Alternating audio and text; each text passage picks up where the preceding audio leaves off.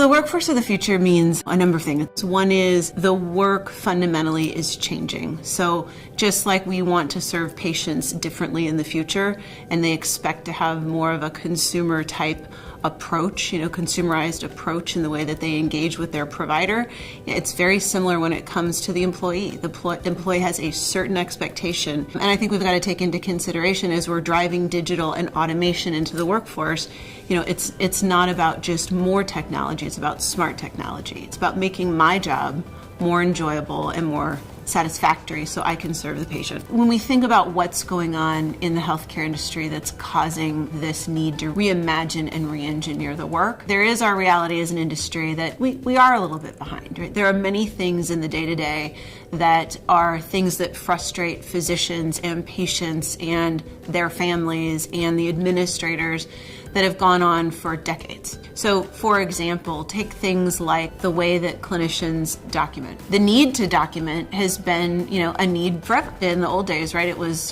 paper charts and whatnot, and some are still on paper today.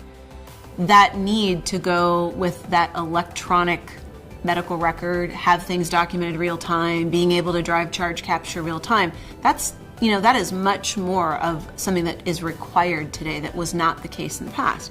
What it's also allowing us to do is take leaders in industry and outside of industry to design together and address those challenges in more of a systems view and a holistic view that says, how could we design to delight the patient or the employee?